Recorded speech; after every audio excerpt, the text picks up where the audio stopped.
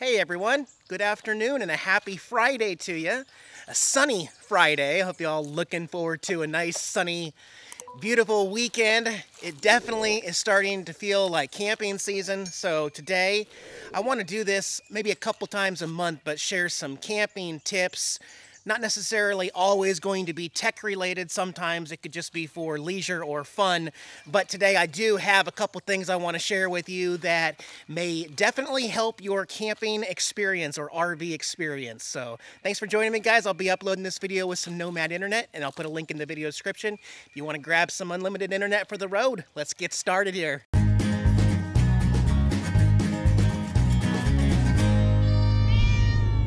First of all, let me be honest, I do like my tech.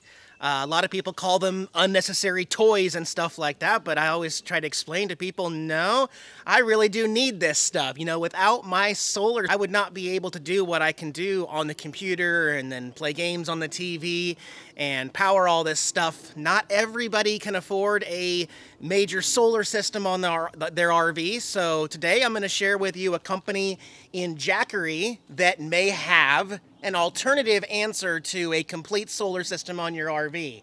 And the brains behind that is this solar Jackery, brand new, the Explorer 1500 from Jackery, the solar generator. We're going to go over this right now. I have always loved these Jackery products, by the way. I do have a Jackery 1000 Explorer series also, but they have made some major improvements with the new 1500 here. Right off the bat, it's bigger, it's bulkier, it's 33 pounds, you can still carry it. On the front, we've actually upgraded to a full color screen with a little dial there that says 100%, so when I first got it, I charged it up. There are actually 3 ways to charge this guy. It comes with an AC brick that you can plug into one of the inputs. It also comes with a DC input, so you can charge it from your car. And if you'll notice, this is new. There are 2 separate inputs, and the reason for that is behind these there are 2 different solar charge controllers. Yes, 2 different charge controllers in the back of there, so you can have 2 inputs. And this particular 1500 kit comes with 4 solar folding 100-watt panels. And if you're not familiar with these guys, they are so awesome for RV travel. Look how thin they are, guys. They can pack up anywhere. They have handles on them. They have magnets on here that keep them closed so they don't open up on you. But yeah, so we have 400 watts of solar that comes with this kit.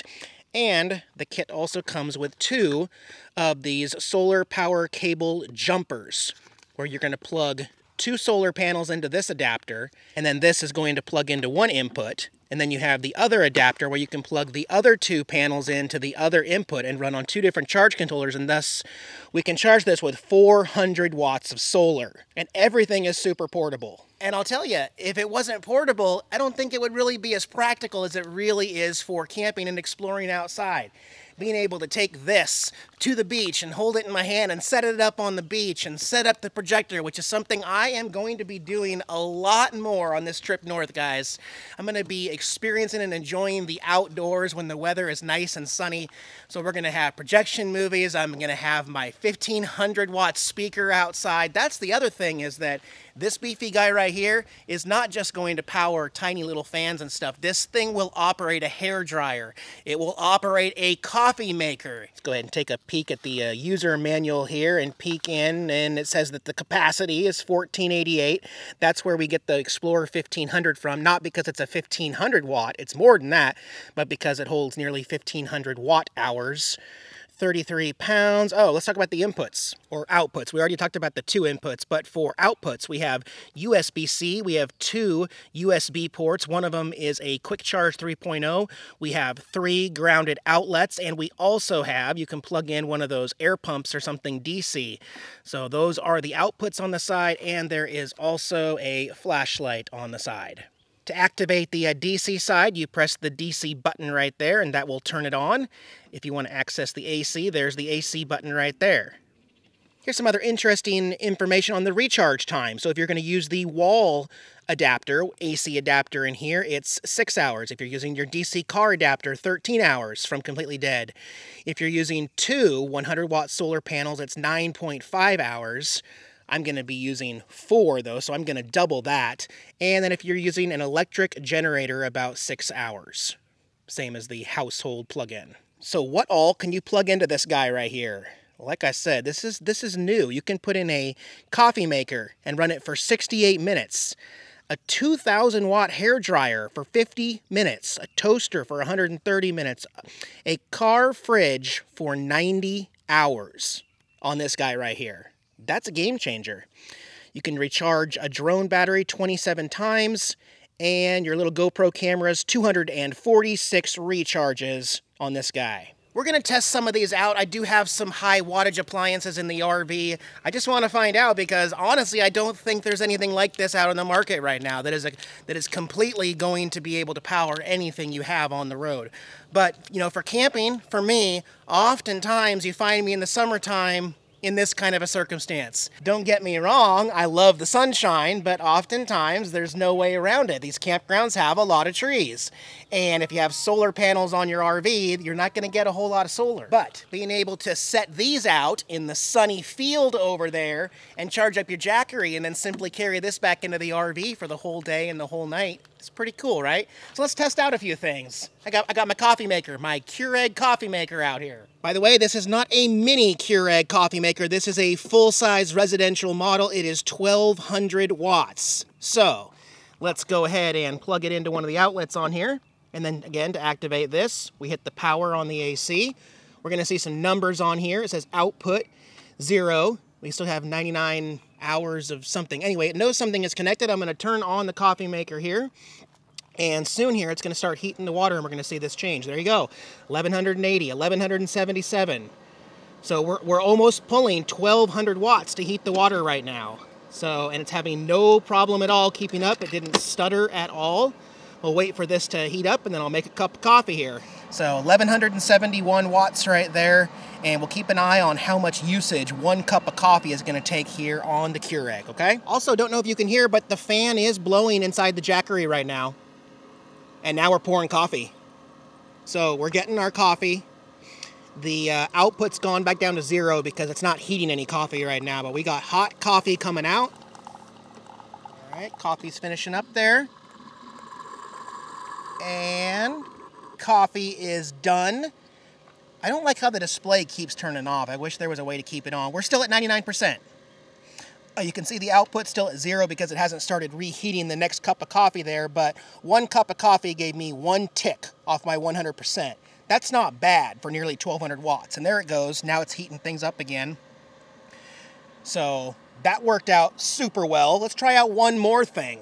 All right, we're gonna test out this hair dryer. I know what you're thinking, Eric. Why do you have a hair dryer? You're gonna have any hair. This is what I use to de-thaw my ice buildup in the fridge and freezer of the RV once a month. So this one is a Conair 1875. I believe that means it's 1,875 watts, which is over the 1,800 watt limit of this device. So I don't know if we're gonna be able to use it on high. We'll find out what happens here. Hopefully a safety feature tells us you can't draw that much power, Eric. So plug that in, turn on the AC. We're still at 98% there. I believe you go like that. Is it on? Let's check. I'm gonna put this on low. I think you do have to hit a button here. Oh, yeah. All right, we're on low. And we're at 600 and, what does that say? 617 watts. Can you read it? 617 watts with the hairdryer on low. Let's go ahead and put it on high. And we're still good. Oh wow, so it's not 1,875 watts. We're at 1380 on there with the hairdryer on high. Wow. So with that little test right there, there is nothing in my RV that this will not power. Nothing. Those are my 2 highest components. And I can literally live off this Jackery solar generator. And you can too. So I want to hook up the solar panels to show you how those work and everything and make sure we get some input going in. Although, We're at 98%, so I'm going to plug the hairdryer back in and run it down to about 90% just so we can make sure that the solar actually works. So I'll cut back in here in 20 minutes and we'll hook up these panels. All right, so it's taken about 8 minutes to get the Jackery down to 90%, so we can go ahead and turn that off now. Also, don't worry about your sensitive electronics, like your laptop or computer, because it has the pure sine wave inverter installed in there, so your smart TV and computers are fine plugged into this. Next step, let me set up for the solar panels over in the sun, show you how we do that, and get this guy charging. See how it works. Before I get too far out there in the field, let me show you what each one of these comes with. It comes with a Velcro thing. This is so you can lean it, okay, on both sides.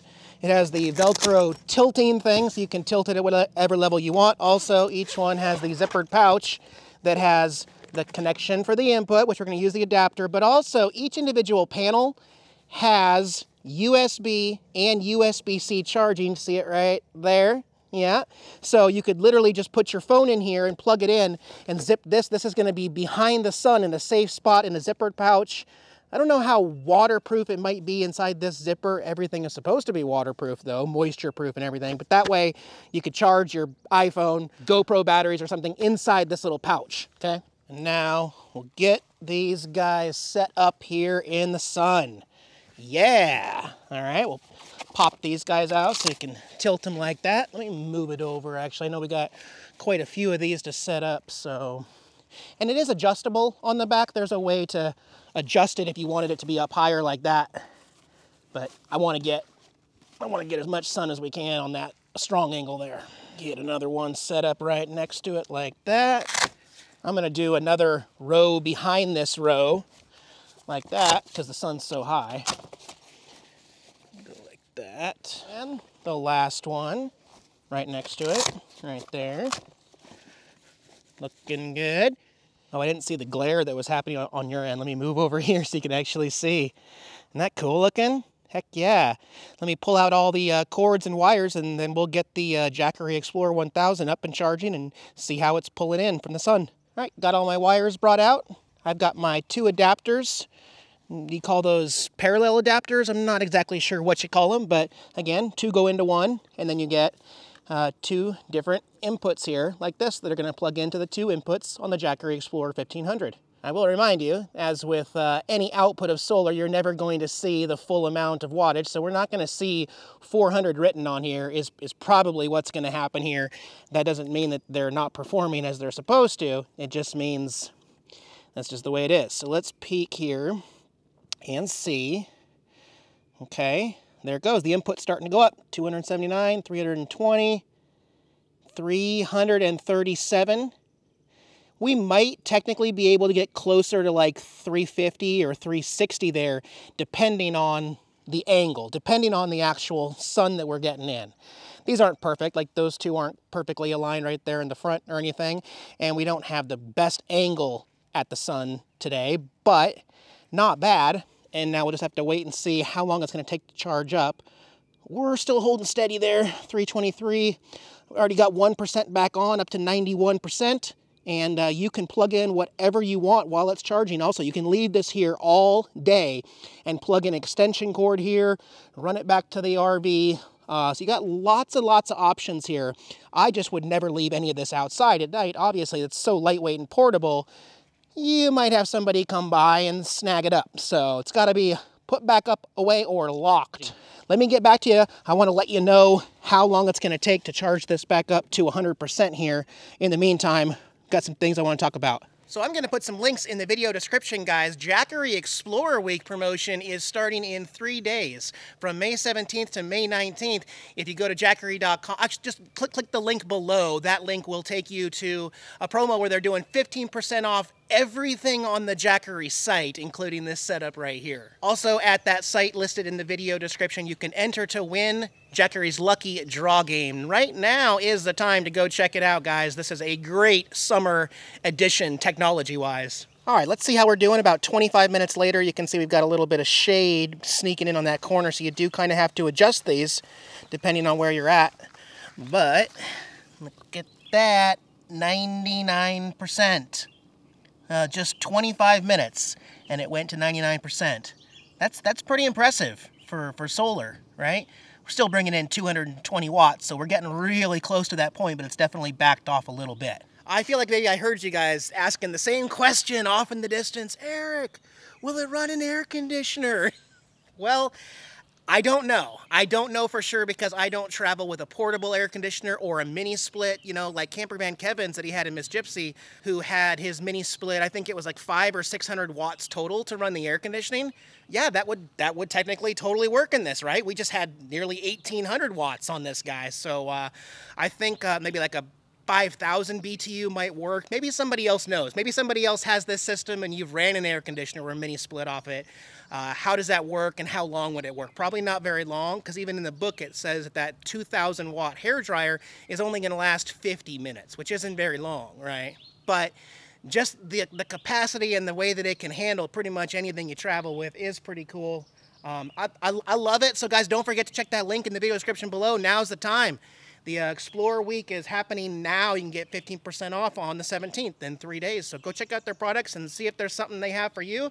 I'm going to do another one of these tech review type things next week. Probably, I don't know which day exactly, but there's always something that can make traveling full-time life better, so I'm going to keep sharing that with you. And if you guys have some more stories about what you do with your Jackery, has anybody ever taken it out on a boat or a kayak? Because I'm thinking about doing that also in the future. I've got lots of plans to make Jackery make my life better. So thanks, Jackery, for working with me. This has been awesome. I am going to enjoy the sunshine because there's not much of it here, and get back with you guys in 2 days, 2 or 3 days. All right, bye, guys. What are you crying about, Jax? Man, I don't like these tech reviews. Me either. We don't get any treats or love-ins. Oh, now you guys are going to fight about it? Well, I could try to hook the Jackery up to you. Oh, she's getting frisky. I'm sorry, Jax. She's very playful, isn't she? But you love her, don't you? What? You don't love her? Oh, okay. Well, don't bite her. All right.